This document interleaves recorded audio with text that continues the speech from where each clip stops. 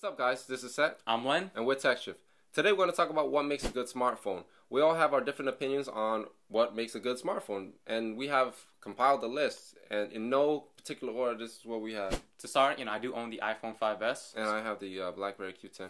I recently switched from the BlackBerry Z10. If you follow a few of my videos, I've talked about this phone a lot lately. Yep. So let's get to it. The first thing on the list.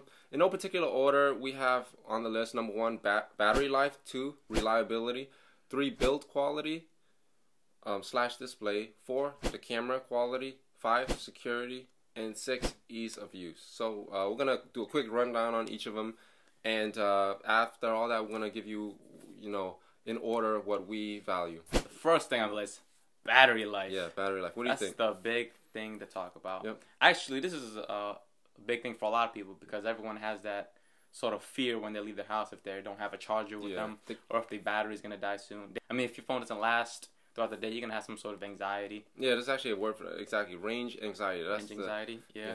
The iPhone 5S, the battery life is okay. It gets me about 8 to 9 hours. So if I leave the house noonish, it does get me all day, but there are times when I get that anxiety, like, uh-oh, my phone's going to die at 7 p.m. and I'm still not home or I'm still at work. So I need to plug it in soon. So I got to stop. I sort of slow down my usage. So that sort of interrupts the experience of a phone when you don't use it. Battery life is important. My Q10 lasts about a day and a half, maybe 2 days really if I squeeze it. But I just want to talk a little bit about what is considered good. I think for a smartphone, a day of use is considered definitely good. Yeah. The standards is rising. But I remember a couple of years ago when we had these little Motorola, these little phones that would last 5 days, a week. Yeah, and we're like, oh, okay, fuck, I gotta charge it. But yeah. And then I think we became a little spoiled to that, and I think that's not a bad thing. Mm-hmm. I would want a phone to last me a long time, and there are a couple phones out there, the Droid Razr Max HD, the Z30, I think it was 24 hours. Yeah, the Z30 lasts pretty good. Yeah, 24-hour battery. So and my Q10 lasts pretty long. Not as long as I would like, of course. Yeah, I remember when I had the BlackBerry 9780. Is that the one? Yeah. And the battery just lasted. 3-4 days. Of heavy use and listening to music, watching videos on this phone. It's amazing. Yeah, so I think that's one of the things on the top of my list. But moving on, reliability. So what do you think about reliability? A phone should handle the basic functions first. We're talking about making a phone call, getting email, shooting a text message, all that stuff. It has to be, I would say, 100, maybe 99%, reliable. Now, what do I mean by that? When I was on my old, Samsung Moment, these old Android phones, sometimes I would send a text message and I would ask the recipient, "Hey, did you get my text?" No, they didn't. Check their phone. Bring, bring, bring. A bunch of text messages come at once. I'm like, damn, I just sent you that like 15 minutes ago. I guess that's the whole point of a phone, is so you communicate with someone. If you're going to be communicating 15 minutes late, then then there's, terrible. It's funny because I don't really use my cell phone to call too much because I usually text. But I do still want a phone that can call. And I don't want any issues with it. I want to be able to make a phone call, first try, and be able to talk to that person. I won't be able to send a text message and, I don't have to worry, did that person get that message? I just want it to work. Build quality, what do you think? So, as far as build quality goes, you want a phone that looks nice to your own eyes. You want a phone that also feels nice. The iPhone, that's what I use. It looks nice, it feels nice, but honestly, this is probably the first phone to break if it ever drops.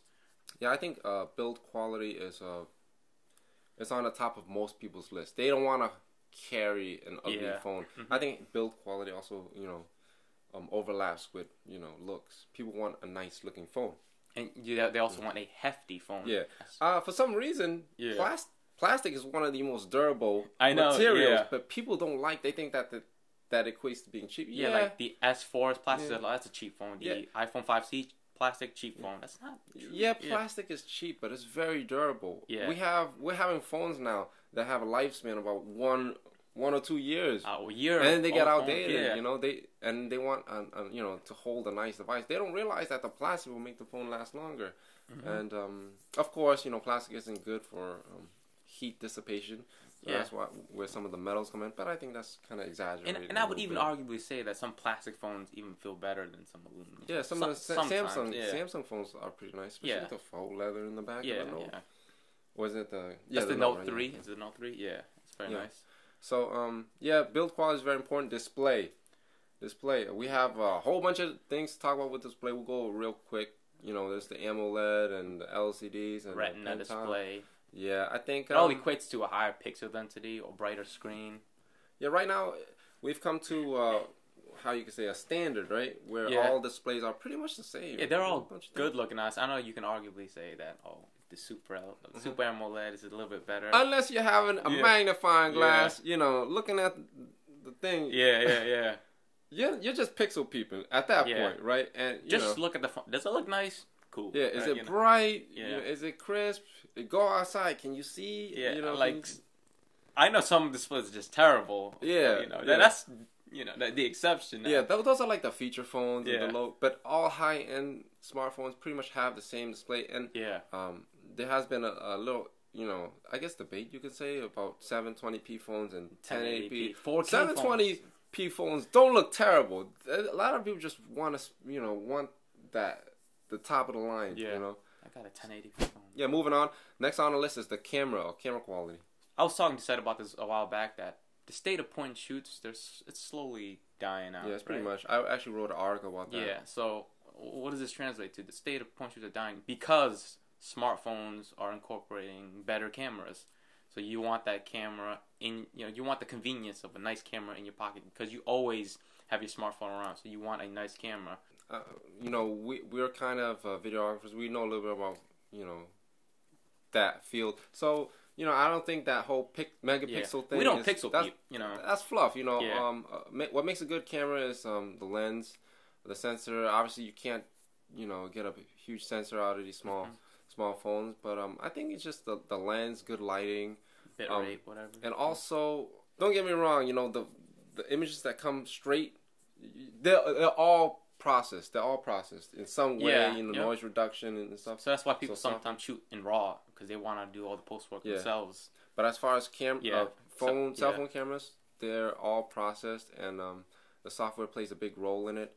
And I think features play a big role in it too, because I talked about this on my Q10 review that I can take pictures before I press the shutter button, and I think that's gotten me a lot of shots that I would have missed, especially candid shots. You definitely want a phone that you can get to the camera as soon as you can. I know with the Q10 you can just hold on to. Yeah, with the Q10 from the lock screen, I just have a button right here that's right there. I can just press it, or even from the lock screen, I can get to the camera from there. And with the iPhone, if you're at the lock screen, you can just swipe up from. You can see the little camera button. You swipe it right up from there. I know it sounds funny, but it is really important when you're trying to get that shot and it's just moving. You want to get to it as soon as you can instead of digging through menus. Mm-hmm. And one thing I want to talk about real quick is it's become a bit of a social norm just to pick up your phone and take pictures like that. Mm-hmm. People carrying point and shoots, taking pictures with a point and shoot. They're gonna be looked at like, what is this guy?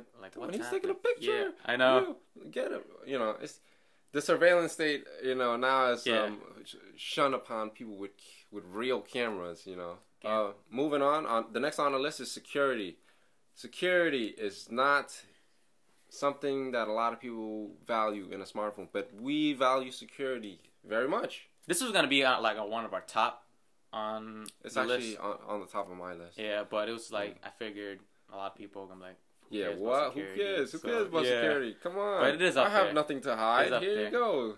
Yeah. But if that's a litmus test for all you guys, if you really have nothing to hide, hand your phone to someone on the street and let them go through your pictures or your text message. Some of you might not have anything to hide, but come on, this is an issue of privacy. It's not an issue about hiding anything. It's your right. Yeah, what you gotta talk about is your right to privacy. Yeah. And you could argue that we choose our phones based on that. I think that one of the reasons why I don't like Android is because of the issue with storing everything on the Google Cloud and then having access to that. Yes, I don't like that at all. I don't like that either. Actually, I did use Google Docs at one point, but switched off from that. Yeah, security is very important. I don't want NSA to hack my phone. Yeah, I mean it's become almost like a lot of people are getting sick of hearing it, but it's something that should be brought up. We're talking about computer hackers being a very serious thing, but this is a computer. This right here is you probably have more sensitive information on your phone than your Yeah, laptop exactly. nowadays. You know, no, hearing recent news that Obama can't use an iPhone because of security reasons, it's very telling. It's very telling. Yeah. Come on, if the president can't use an iPhone for security reasons, Yeah, what does that say? I don't even think even Android is even considered. I know, right? Come on, Samsung did their I safe would like tech thing, but Galaxy S4, Mr. President. yeah. Okay, yeah. Moving on. Yeah. We're gonna talk about ease of use. That's the last thing on our Ergonomics, pretty much. Yes, ergonomics, ease of use. I just want a phone that's simple to use. I don't want to dig through a whole bunch of menus. I want to make a call easy. I want to shoot a text message easy. I use BBM. I want to use BBM easy. It's all about ergonomics. I want to get to my camera as fast as I can, so on and so on. There's actually a science behind ease of use, and it's called Fitts Law of Ergonomics. Now, Fitts Law of Ergonomics has been used by a lot of graphic designers, UI designers for many years. And basically, to sum it up, it's easier to hit a large barn that is close to you than, a small shack that is very far away. Yeah. And that's the same concept applies, Icons are getting bigger. We have icons on a computer. People thought that they could just mimic that in the smartphone. That doesn't seem to be a very effective way. That's very, still work, people have icons. But now we see a trend that BlackBerry has done and more companies are doing. We call it swipe gestures. We have infinite edges on the phone right here that can be easily accessed anywhere. So a lot of people are using swipe gestures to access the infinite edge, the largest portion of the phones. And Windows Phone actually did a great job following Fitts' Law with their tiles, infinitely scrolling tiles that are huge, easy to tap. That's a good point, the whole just swiping to navigate. Because with the iPhone, you have one physical button. I know it's only one physical. You have the power button and the volume rocker, but the one physical home button. Now, I know it sounds funny, but it's easier to swipe a finger than to actually click and move up. Is that part of Fitts' Yep, that's part of Fitts' Law of Ergonomics. When I had Android, and this is a problem with all phones, not just Android, iPhone, even BlackBerry. Once you download a lot of apps or a lot of games, you just fill your app drawer, and you just gotta scroll through menu after menu after menu, and all the ways to organize these icons, folders, like folders or different home screens or sliders. They're just a way of organizing the mess, But what I like about my phone is I can just type it.